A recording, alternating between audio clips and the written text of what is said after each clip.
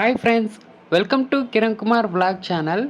ఈరోజైతే ఈ వీడియోలో నేను మీకు బైక్ రిపేర్ ఉండడం వల్ల నేను ర్యాపిడో బుక్ చేసుకొనేసి మా ఆఫీస్కి అయితే వెళ్తున్నాను. నాకు ఎప్పటి నుంచో ఒక కోరిక, ఒక ఇలా వెళ్తున్న ఆఫీస్కి వెళ్ళే రూట్ని ఒకసారి చూపించాలని చెప్పేసి అది ఈరోజు కుదిరింది.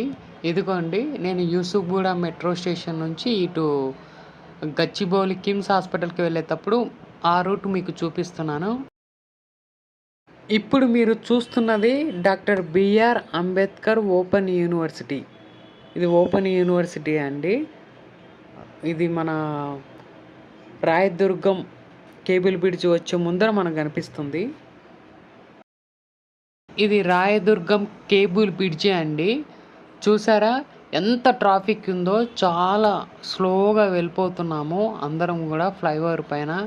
నాకేమో ఒకవైపు టెన్షన్గా ఉంది. ఆఫీస్లో తంబు పెట్టకపోతే టయానికి ఫట్ money half day salary cut అయిపోతుంది. ఇది ఐటీసీ కోహినూరు హోటల్ అండి. ఇది మీకు చూపిస్తున్నాను. ఎంత పెద్ద బిల్డింగ్స్ ఉన్నాయో మీరు కూడా చూడండి. ఇది ఒకప్పటి ఫేమస్ ఫుట్పాత్ అండి. ఇక్కడ కుమారి ఆంటీ టిఫిన్స్ అనేవి వినే ఉండింటారు.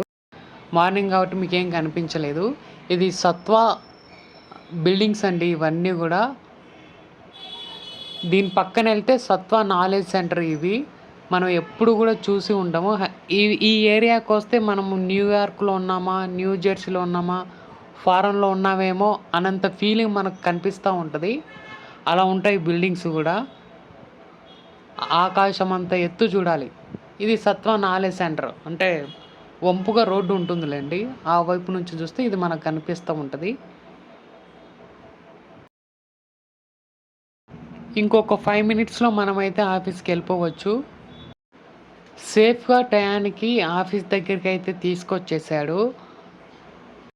డైమండ్ హౌస్ గాయత్రి హిల్స్ నుంచి కిమ్స్ హాస్పిటల్ గచ్చిబౌలి దాకా 90 రూపాయలు అయితే అయ్యింది.